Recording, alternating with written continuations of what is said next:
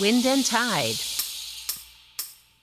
Hello and welcome to Family360, a podcast of conversations exploring life together, parenting, and all the ways we are family to each other. I'm Rachel Cram, educator and founding director of Wind and Tide Education Community. I'm Roy Salmond, audio producer and founder of Whitewater Studios. And together, we're the hosts of Family360, interviewing specialists, artists, and storytellers. And now for this week's episode. Allison Davies felt like music kept her alive. From early childhood, the melody, rhythm, and repetition of sound offered her solace and sanctuary. Unsurprisingly, Allison pursued a master's in music therapy, where science revealed the rationale behind her childhood instinct. Music's power to regulate our body and our brain. Yeah. Allie's combined her study of music with her own experience as an adult on the autism spectrum to create a specialized practice she calls brain care. In her practice, she now teaches educators, parents, and allied professionals to use music as therapy for attention deficits as well as sensory processing and executive functioning difficulties. Exactly, which is fascinating. It is. As a therapist, she's worked across fields of early childhood education, juvenile detention, adult mental health, and seniors dementia care. And now she's brought her years of personal and professional experience to create an e-course called Brains Equals Behaviors for families of children experiencing anxiety and children who find it difficult to regulate at home or in the classroom. So, basically, all kids. Yes. And it's great for adults as well. We all need some brain care these days. We sure do. And we really enjoyed our intercontinental conversation with Allie. And we hope you do too. Yeah. So, let's jump in. Well, good morning, Allie. Hi. How you going? It's so amazing to talk to you across the world. And it still stuns me that today for us, it's Monday afternoon. It's Tuesday morning for you. It's winter for us. In fact, we had buckets of snow and it's summer for you. We're kind of in this time-space continuum. Isn't it crazy? I've just done getting the kids ready for school. I've been hustling them into their uniforms and getting them out the door and feeling hot and overwhelmed.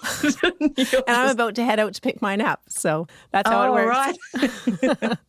Well, Allie, I'm so excited to talk to you today. You have such an interesting focus of study and work, very cutting edge, I would say. And to ground us more into who you are as a person, there's a question I often ask our guests inspired by Aristotle. He said, give me a child at 7 and I will show you the adult. I'm wondering, is there a story or experience from your childhood that has shaped the adult that you are today? Yes, there absolutely is. You know, I was brought up listening to a lot of music. And in fact, a book was published in Australia last week and the cover photo has the headline, Allie grew up listening to blues and rock and roll albums. And I thought that was just the coolest headline. That is pretty cool. And it also said her first words were out of a Fats Domino song. And that is the story my parents tell. They made me a Fats Domino cassette tape when I was 1. And I used to listen to it till I'm sure that tape broke. Everything was about listening to music as a kid. And then I got to a point where I realized that when I was listening to music, I felt like I could live. And this is a really, really strange thought to have as a child. And this only now as a woman who's in more recent times been identified as autistic, I can see now how music was helping me to regulate even from my very young ages. I felt like I could think when music was going. I could make sense of what people around me were saying or doing when music was going. I could feel like I was in control of my emotions. So obviously I didn't know this at the time, but the music was helping me to regulate my emotions and was allowing me to stim, like I move my muscles in ways that allow me to concentrate and focus. And so I had this real overwhelming sense of there's something about this that is actually keeping me alive. And that's quite a profound thought to have as a child, but I didn't know that that was anything other than what everyone probably felt. But that's certainly paramount into, you know, me then becoming a music therapist. So your parents were watching you, and did that seem not obsessive, but that you were fixated maybe by your music? I know people on the spectrum are sometimes preoccupied with certain subjects or tasks. Do you think music was that for you? Yeah. It's what the experts call your special interest. Right. I knew there was a proper term for it. Well, the thing is, when our children love music, we support that and want that. If I had lined up trains in a row, then people would have gone, okay, something's up here. Because I didn't have any external anxiety that people could see behaviourally, I know now that one of the things I've always done is to fawn, which is a survival mode response where you say, okay, yes, sure, and you do the things you're asked to do, and it's out of a survival response because you know that life will be easier if you just do what you're told and hold it all in and say yes and be polite. And so all of those things lead to autism not really being observed or seen, especially in girls. And not to make this a binary thing because it's absolutely not, but that was my situation at least. Well, your interest in music has evolved into a gift to so many children and adults in a practice that you call brain care. You studied with the Academy of Neurological Music Therapy, and now you have your own practice supporting children and families, many of whom are on the spectrum. Can you give a brief description of what it is that you do? What is a neurological music therapist? Maybe in a 30-second explanation. Okay, well, I specialise in understanding how the brain responds to different elements of music. So how the brain responds to melody, how it responds to rhythm, sound, volume, etc. And I share that knowledge with parents and early childhood educators and teachers and other allied health professionals so that they can use music as a tool in their practice or in their classroom or at home to support the brain to regulate. And that's what we're going to dig into today because it's fascinating. Thank you. Now, you just mentioned fawning as a survival mode response from your childhood. And I have a quote here from a recent parenting article where you wrote, almost all the problem behaviors we try to manage, hitting, biting, refusal, avoidance, meltdown, is a direct result of survival mode, of a brain that needs support to function at its best. Allison, I know this is key to your work. Biologically, what is survival mode and what moves us into that place? Okay, so survival mode is what happens in our brain when our body feels unsafe or our brain feels out of control.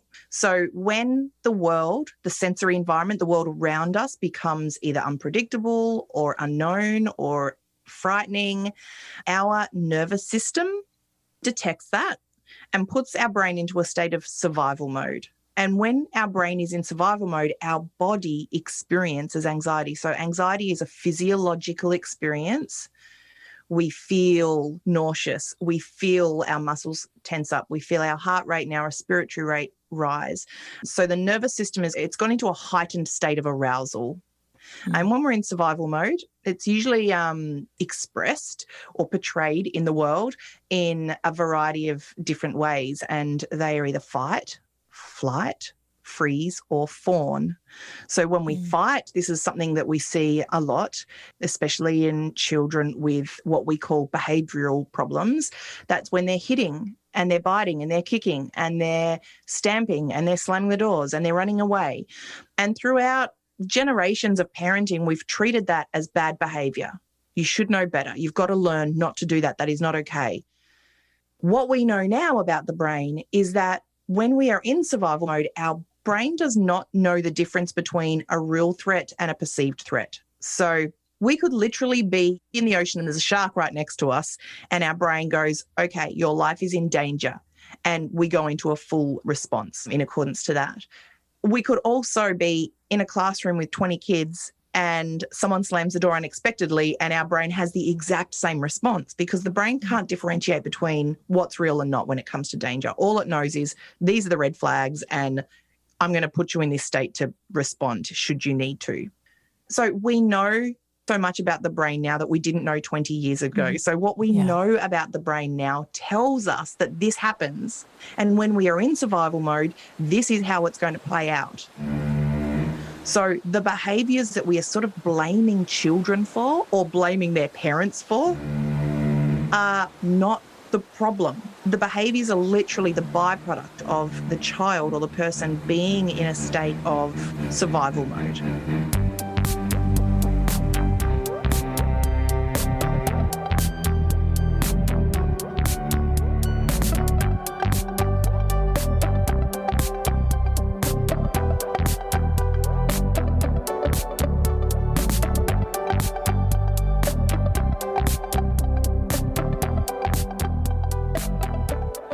Well, our senses do seem to frequently mistake slamming doors for sharks, and anxiety is a huge problem for children and adults. Our senses seem to be overwhelming us into fight, flight, and freeze, or fawn. That's a new term for me, much more often than necessary.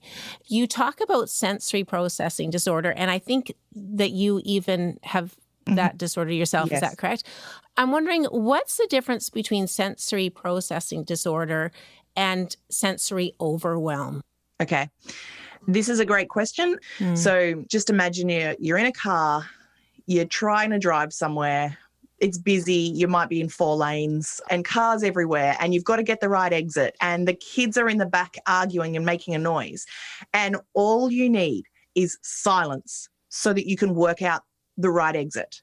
Well, that's a really good example of what it feels like to have sensory processing disorder if you are noise defensive. So people with sensory processing difficulties or sensory processing disorder have different sensory profiles. Noise isn't always tricky for everyone. However, noise is a very, very common one. And do you often have several of your senses that get overloaded? Yeah. But it can be in different so combinations. So what would yours be?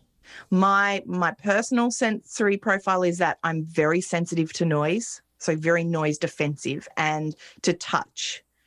So I wear very, very flowing clothes that I can't feel, and I don't often wear shoes and socks, and I don't brush my hair. I cut my hair very, very short so I can't feel it. Does the seam in your socks really bug you, and the tag on the back of your shirts? Oh, yes. Yeah. Oh, yes. And when you're a kid, it's hard to express probably what it is that's bugging you, but you are irritated. And as a kid, you don't have autonomy over that as well, because you probably have a school uniform, or you have an expectation that you have to wear shoes if you go here, or your hair has to be brushed. All of these kinds of expectations that we have for our children often really exacerbated. So someone who has sensory processing disorder is going to have sensory difficulties all day long in ways that put them in survival mode. It's really debilitating. And I think personally, my sensory processing difficulties are absolutely the most difficult part of being autistic. Ali, I've heard you give an example of a cup for this. And I'm wondering if you can share that example, because I thought it was such a good visual. Yeah. So picture you or your child's brain is a cup. It's an empty cup. And all day long, little drops of water are being dropped in that cup. And so we're just accumulating all of these little things that are too much or too unknown or not predictable or new and are a little bit difficult for our brain to make sense of or process or integrate. And these little drops of water dropping into the cup are filling up and up and up. And when the cup fills up so it's at the rim, that's when it overflows. And that's when we can no longer cope, and we might have a meltdown, or we might stop talking, or we might smash something. And this is why when children are coming home at the end of the day, that's when they just unleash, because their cup has been filling all day long, and then it gets to the point where it overflows. And that's where it all comes out externally. All that survival mode comes out either in fight or flight, which means they might run away, or freeze, where they might just shut down completely. So that sensory overload or sensory overwhelm, when the experiences in our days cause our cup to overflow. Yeah. So it becomes what might be considered a disorder when the overflow seems constant. Yeah. Is that right? Yeah, absolutely. So we all experience sensory overload, or at least in the Western world, because in this post-industrial revolution world, there's just too much going on and we can't process it all quickly enough. And so all of this sensory information just builds up in our brain without being integrated or processed or actioned or made sense of. And we all experience that feeling like, I just need all the noise to stop. I just need the lights off. I just need no people touching me. We all experience that. Yeah. Sensory processing disorder. In fact, sensory processing disorder actually doesn't have a clinical diagnosis yet, at least in Australia. However, it is accepted by everyone, all the professionals, all the parents, everyone who experiences this will agree that sensory processing disorder literally does impact your daily life or your child's daily life in ways that are really quite debilitating. So it's really, really difficult for children, for example, to be in a classroom. It's really, really difficult for me to go to the supermarket. It's difficult for me to be in a workplace. This is why I work from home and I run my own company now. And that is because I've never been able to stay in a job because of the sensory impact. So my noise cup and my touch cup are really tiny. So I only need a little bit of touch every day or a little bit of noise every day until that cup is overflowing. And so the cup is like the threshold. Does that make sense? Does the cup analogy? Yes, it does. That makes great sense. Yeah. So even things like I wake up and I hear my husband breathing, or I hear birds out the window, and the birds are beautiful and I love my husband, and all of these sounds aren't sounds that should be making me anxious, and they don't make me anxious in my head as such in terms of thinking or being worried. What they do is they put my body into survival mode straight away. And I start the day already in that state. And so this is how debilitating it can be for autistic people or people with sensory processing disorder, as opposed to the whole population of the world who are experiencing sensory overload. And let's not minimize that because we hate that feeling, but it doesn't necessarily impact their entire life. Well, you are becoming famous in my mind for your work with helping children and families grow their sensory understanding. You call it brain care.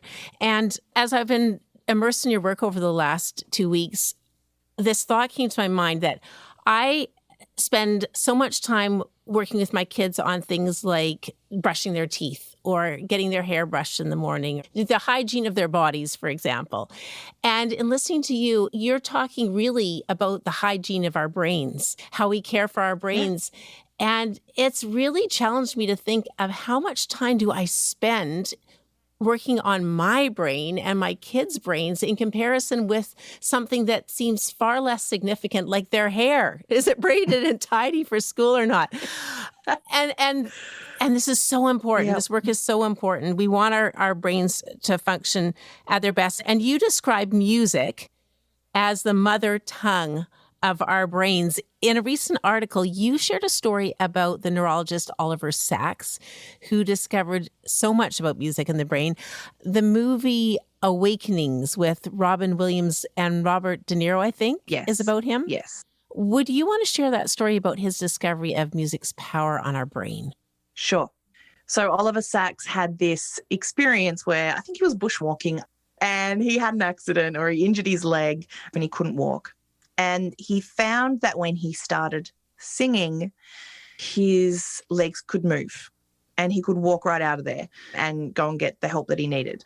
I'm so pleased that this happened to Oliver Sacks, because he is a person who thought in amazing ways, and he recognized that and studied it and wrote books about it. And now we know so much about how the body is impacted by music and how the brain is impacted by music. For example, people with Parkinson's disease, there's so much work now with using music as a way of helping them with their gait and helping them as they step and walk and keeping them stable. So this work's happening all over the place.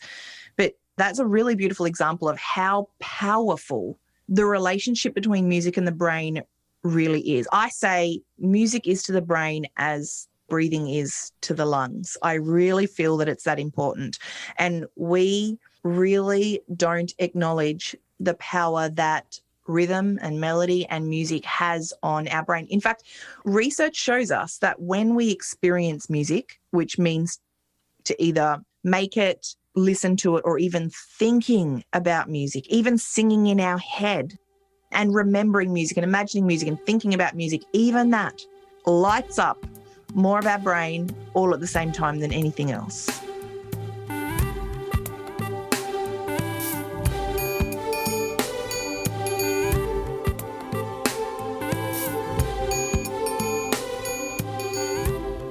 Hi, I'm Rachel Cram, and you're listening to Family360 and our tuneful interview with music therapist Allison Davies.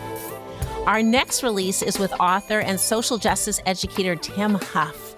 We're talking about compassion through the lens of homelessness and his decades of work on the streets of Toronto. Join us.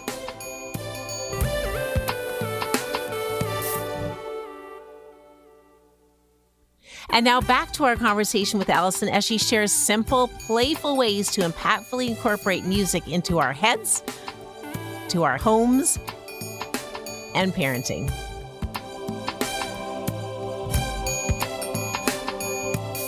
Can you expound on what different components do for our brain? Like, does rhythm do something for us? Melody do something else? Yeah, it does. And I've been working on trying to work out exactly what music is for a long time. I really think that music is like an umbrella term for a whole bunch of musical elements.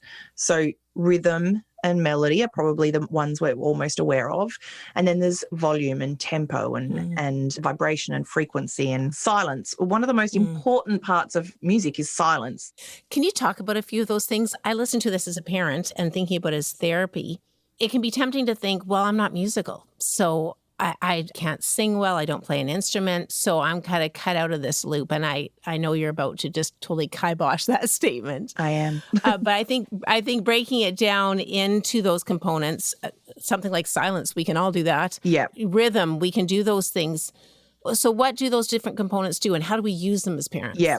All right. So can I talk about those components and how the brain responds to them, and then talk after that about how everyone is musical? Okay. I love that idea. Do it. Cool. All right. Okay.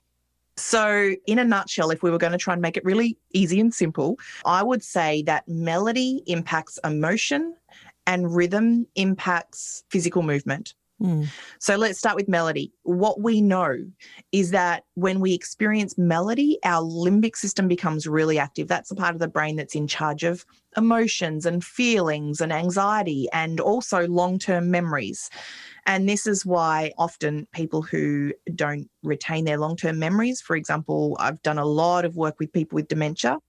And that's why when you start singing a song, all of a sudden they can sing the entire song even though they can't speak anymore. Amazing. And when we hear a song from our past, there is a feeling attached to it. This is why we use music. You know, we listen to sad love songs to make us cry when we need a good cry. And we listen to songs from parties that we went to as teenagers when life was free and exciting to make us feel free and excited.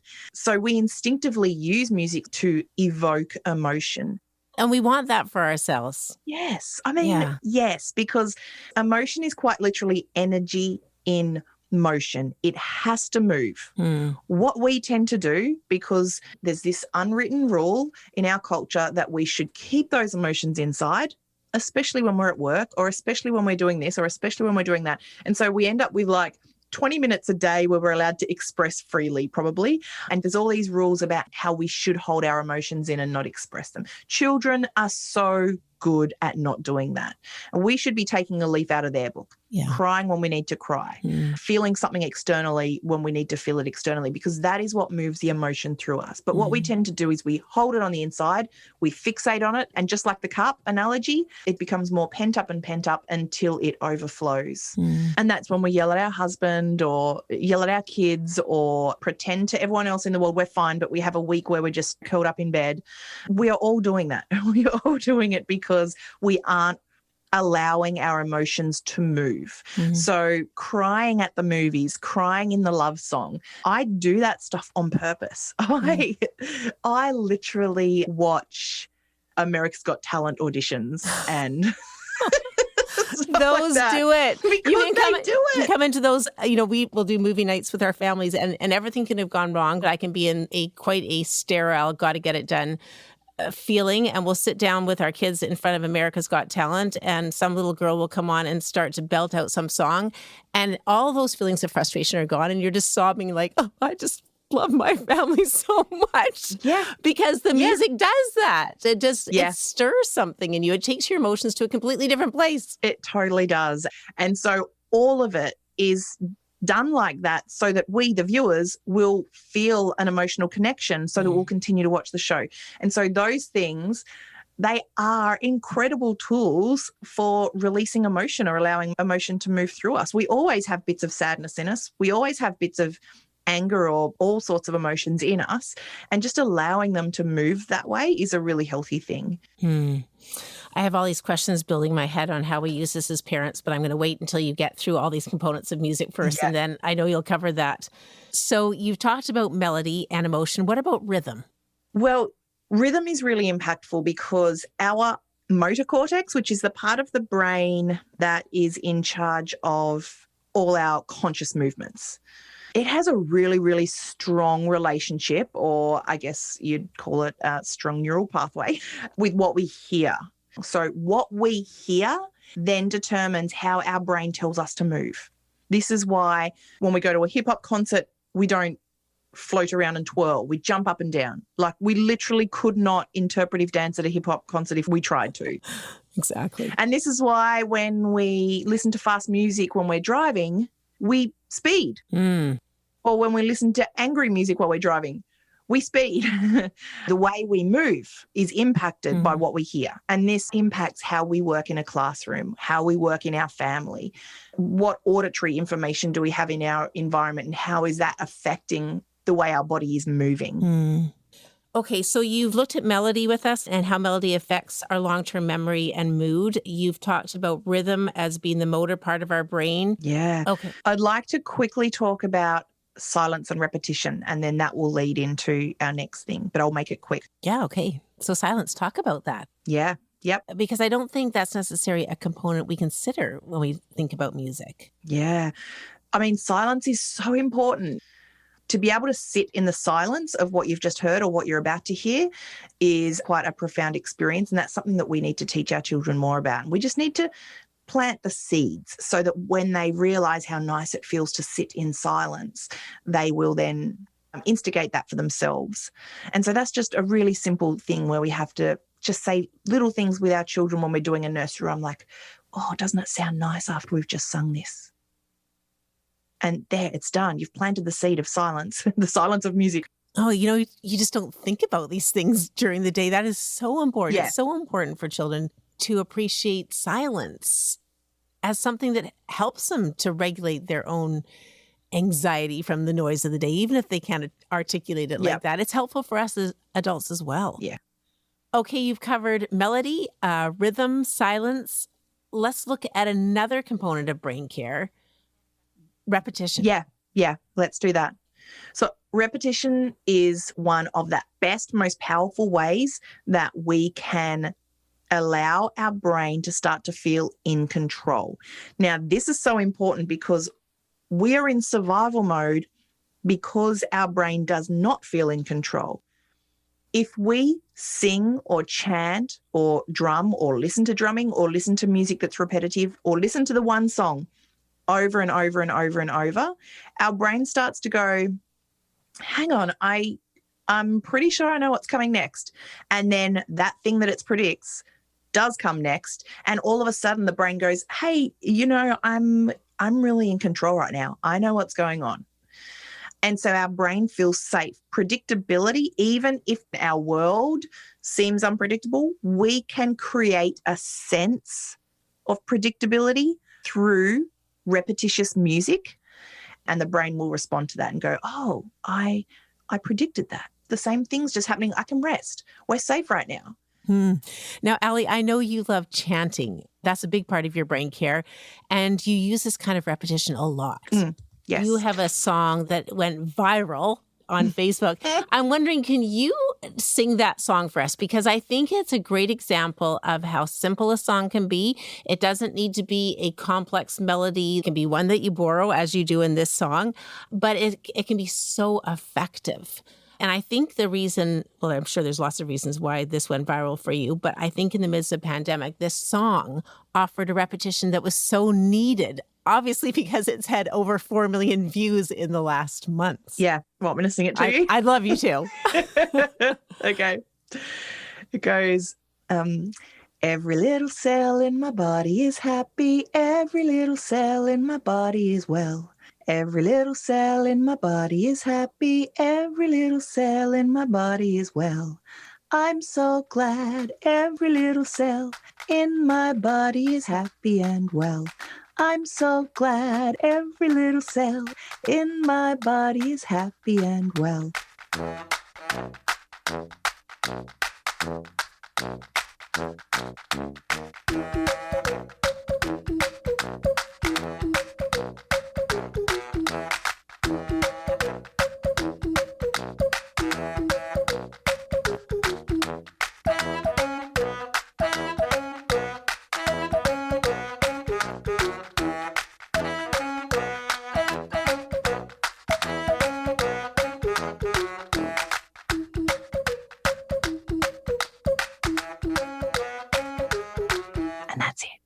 And then you just repeat, repeat, repeat, repeat, repeat. So this is the classic example of the importance of repetition.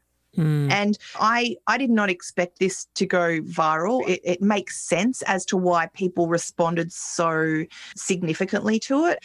And to this very day, I receive emails from people who tell me stories about how this changed their anxiety. Nurses are singing it in hospitals while they do surgery and all sorts of amazing things. And it makes sense because it's simple melody. It's a simple one phrase that just goes over and over. So our brain isn't trying to process and make sense of the lyrics or analyze it. There's no analyzing to do with this song.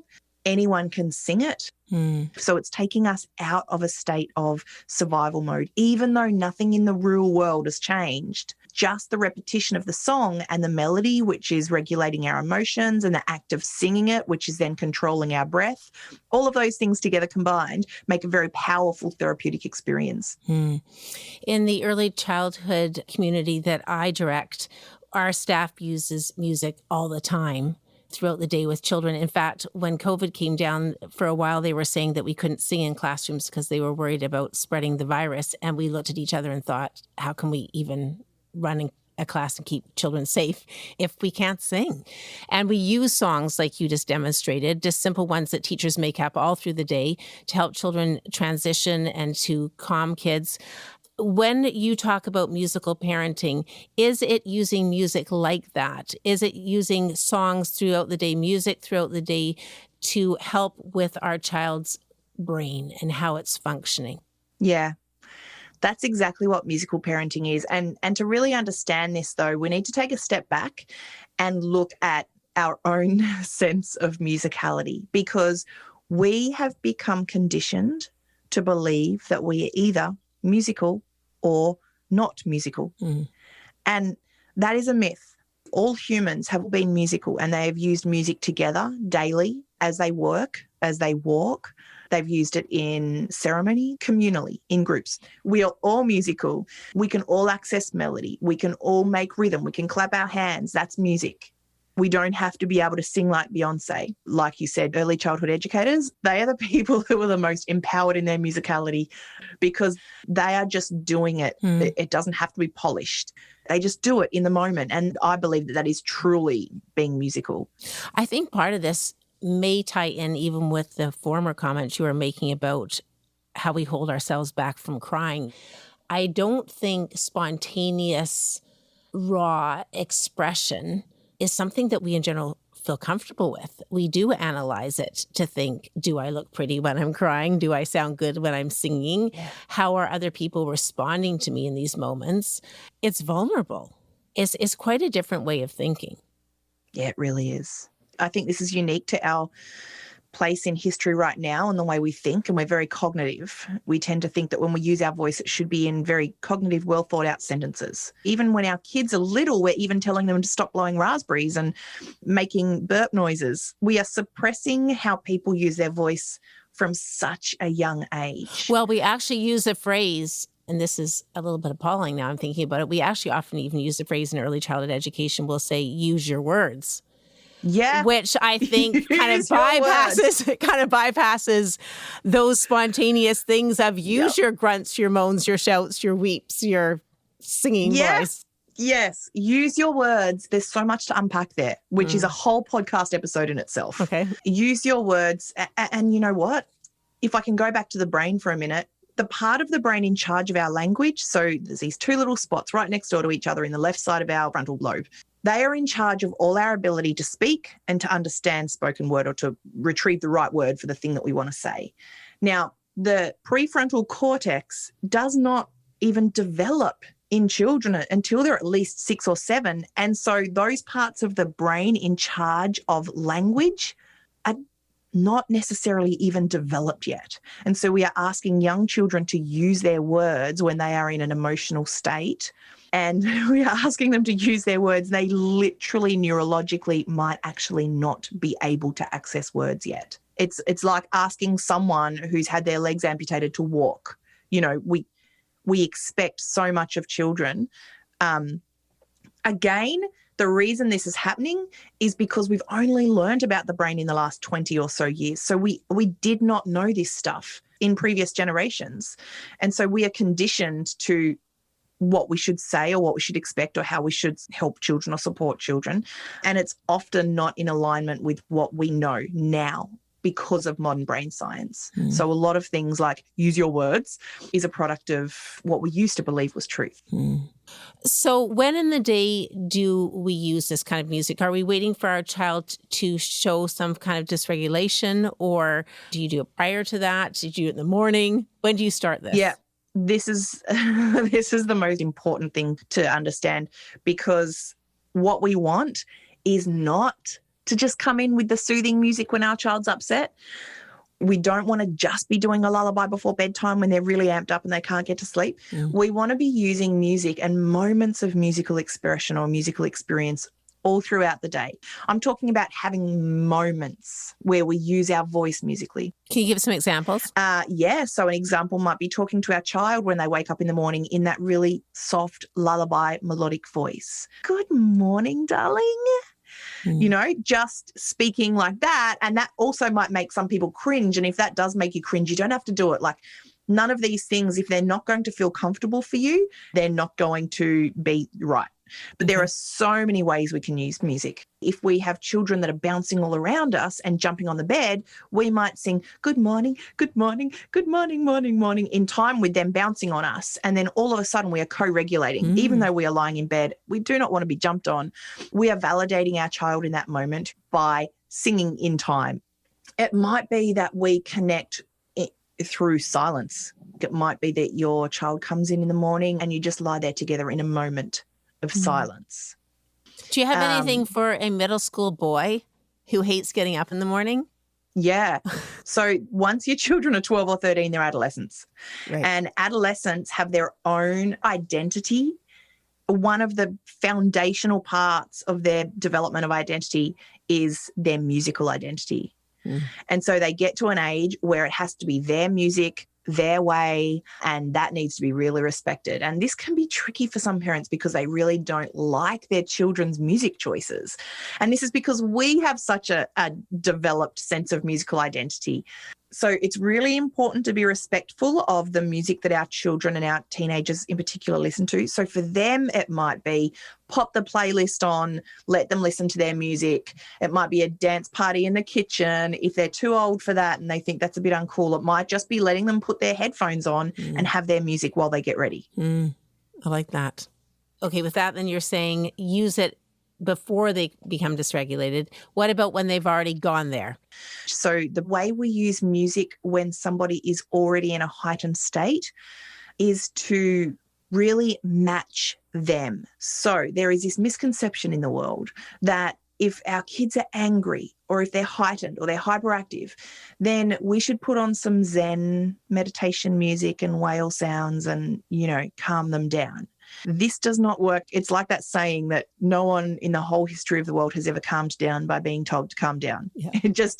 It doesn't work that way. Yeah. So when our children are angry, if we put on calm meditation music, it's probably going to make them more angry because they're feeling unheard, unseen, disconnected, invalidated. So I tend to use music that matches the mood. My son is very hyperactive. So he's in a hyperactive state. I put on the fast music that he loves and then he connects with that. And then it's like stepping down off a ladder together. So I might make a little playlist where the first song is fast. The next song is a little bit slower.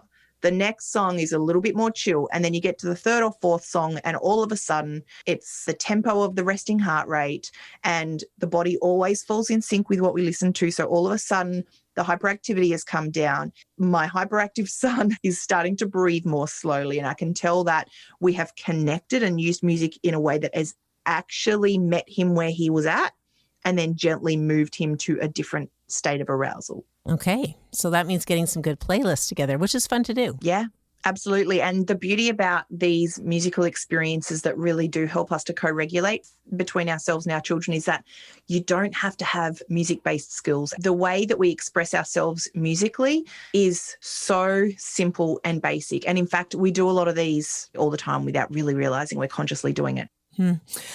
I know we're just scratching the surface of your ideas, Allie, and listeners can join you online at your Brain Care Cafe for continual ideas and support.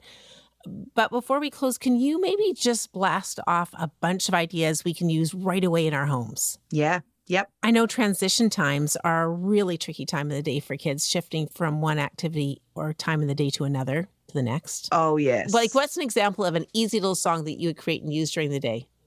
Say when you're wanting your kids to get their shoes on. Oh, yeah. It's time to pick up our shoes. It's time to pick up our shoes. It's time to pick up our shoes and put them on the feet.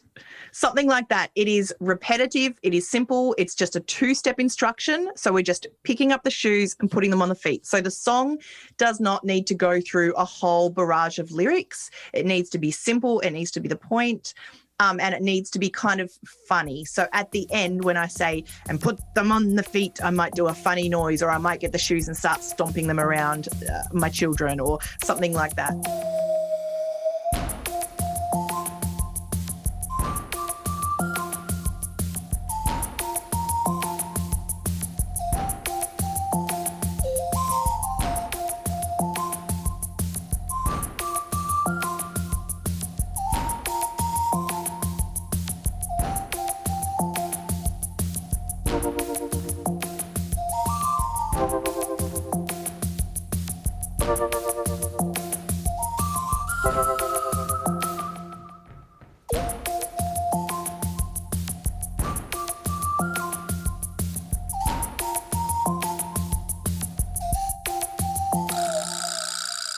Okay, what about you want them to come for dinner and they're playing Lego and they don't want to come? How do you get them to the table?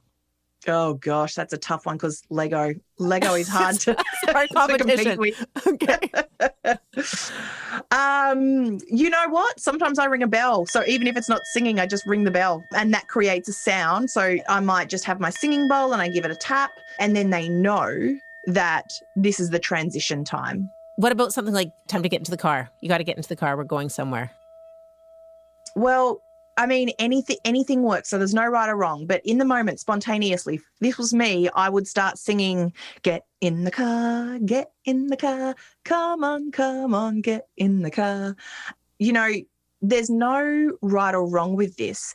And if this feels a little bit tricky for you to just come up with a song and a melody in the moment, one of the most coolest strategies that you can use is called song parody. And that is where you choose a melody you already know and you just change the words. So you might use the melody to Twinkle, Twinkle, Little Star, or the melody to, you know, for example, a song they love, like Baby Shark. Is it Baby Shark? Yeah, Baby Shark. Yeah. So it might be, get in the car, do, do, do, do, do, do, get in the car, do, do, do, do, do, in the car, do, do, do, do, do, in the car. And then we're connecting with them because we're using something they love. It's funny because we're changing the words. The words are simple and it's a very simple instruction of what they need to do next. What's the difference between get in the car, do, do, do, do, do, and get in the car? What's the difference? What's the difference in your brain? Well, when we're singing, get in the car, do, do, do, do, do, do, we are experiencing simple melody. So the prefrontal cortex becomes active, which means our executive functions are easier. So functions like transitioning from one space to the next, it actually physically, neurologically becomes easier to do because that part of the brain is now active. Or following multiple step instructions like grab your shoes, come to the car, pick up your school bag. Those things become easier to do, like physically actually easier to do because we are singing, come to the car, do, do, do, do, do, do.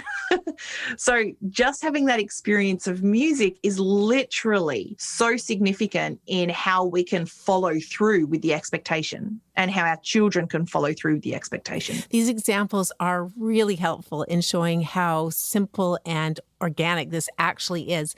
We use music like this all the time at Winnetide, and it's so effective for all the reasons you're describing. I really appreciate this, Ellie. Thank you. Sure. Do you have any other examples of how you use music throughout the day? Yeah. Absolutely. So let's go. I've got a whole list of things I can think of. Movement, having a dance party. It only has to go for a minute and it's funny. It keeps us connected. And all of a sudden, the movement of music has co-regulated all of us.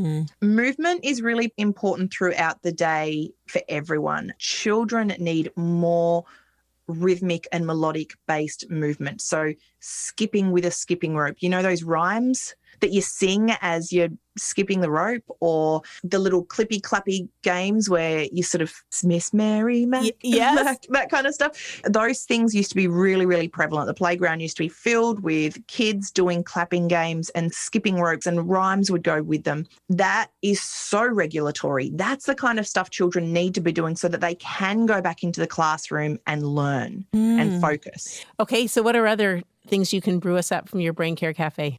I'm going to say using instruments, but it does not have to be instruments that need lessons or that only a few people can play. I have wind chimes hanging outside my house. They make a very simple melody, and that sound is very subtle, and we always have this beautiful ethereal melody just floating around our home. It comes to the brain as sensory information. So there are ways that we can use instruments like little xylophones or little steel tongue drums. And I have a few instruments in my home just in places where I know the kids will pick them up and play, because I had set up my environment to have instruments in it, really accessible places, not hanging on the wall, but literally sitting on the floor in the lounge room. You have a place on your website called Oh My Musical Goodness with a whole ream of these kinds of instruments that people can look at and get ideas from. So parents can go there and check that out. Yeah, I do. Absolutely. Allie, you are a wealth of information and knowledge, and I know that you have so much more to share, so we can follow you online to glean more of your practical advice. Awesome. What would be a last thought you'd want to leave with regard to music and brain care? Here she goes. Take a deep breath. So I would say allowing ourselves to use our voice expressively. It's okay to whistle. People used to whistle and hum all the time, and we rarely do it now. It's okay to whistle, hum. It's okay to cry loudly. It's okay to just make funny noises with our voice. All of that is actually experiencing music. We genuinely don't need to be trained in any form of music to express ourselves musically. Just sobbing, sighing, howling, making animal noises. You know, making animal noises is a great way of being in a moment of creative expression or creative release. And it's music-based. And it helps us to regulate, and it plants the seeds for our children. If our children see us in the kitchen getting dinner ready and we're just making funny chicken noises or whatever, you know, they bear witness to that, and it kind of plants a seed where they go, oh, it's okay to use my voice. Instead of planting that seed that we talked about before where it's like, use your words or use your voice sensibly, don't make silly noises. They see us using our voice expressively, and that tells them that, oh, it's okay to do this. And that is going to set them up to be able to use their voice as a regulatory tool right from the beginning. It really shifts an entire culturally conditioned expectation. It starts in the family home. It starts when we are creating the space for our children to be empowered in their voice and to use their voice. They are more than likely going to experience the regulation they need to be able to use their voice so that they can speak and they can explain their emotions when they're in a dark place or a difficult place or they're anxious. So allowing them to use their voice now and be expressive with it will keep them regulated to the point that language and words and describing their needs might come easier to them. These are the ways that we instinctively have used music throughout all of time. And these are the things that we now need to remember are okay to do. Not only are they okay to do, like we actually have to do these things because we are living in a time where we are in survival mode. We are experiencing anxiety, children and adults alike, more than ever before. And our children have to know how to regulate. They need to know that they can experience music or express themselves musically and that it has an impact in their body that changes that horrible feeling of anxiety into a really calm, relaxed and soothed feeling. They need to know that. And they only learn that when we do it ourselves. So, Yeah. Good. I'm ready to be done. That was a great end. We do it ourselves. That was a good ending? That's a great ending. I'm just going to thank you so much. Allie, I thank you so much for your time today. This has been a long and really interesting conversation. You are such a joy to talk to. Oh, it's just my pleasure. You know, I could talk about this all day long. Thank you so much for having me. It was such a pleasure to speak to you, and I've really enjoyed it. Thank you. You sound great. Really pleasure to listen to you. Okay, Allie, thank you so much. That was such a fun conversation. We'll be in touch.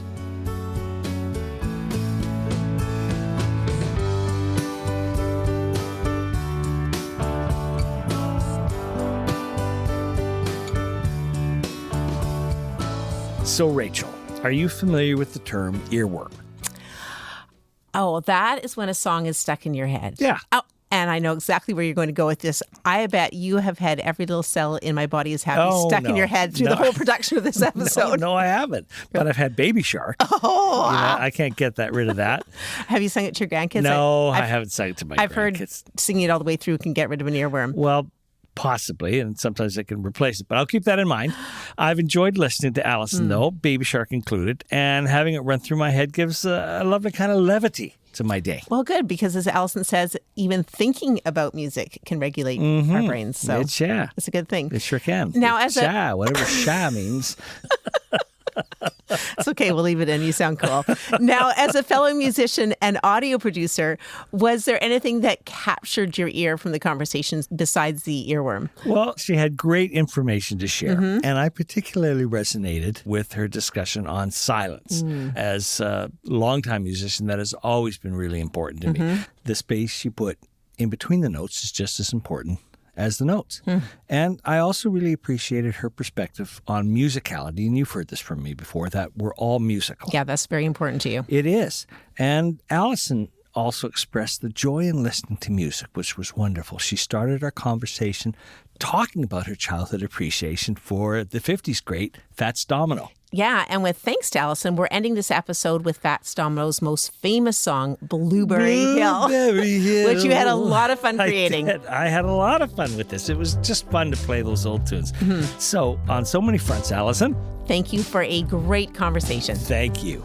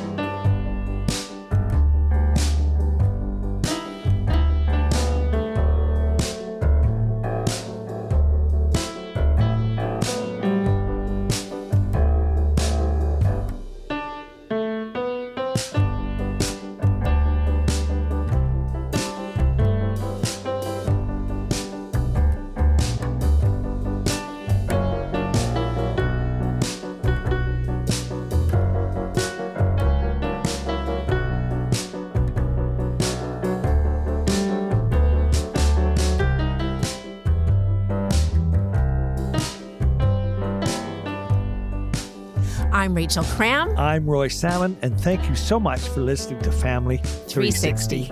We share quotes and links from all our guests on Family 360 on our website, Facebook, and Instagram. Join us. We'd love to continue the conversation with you.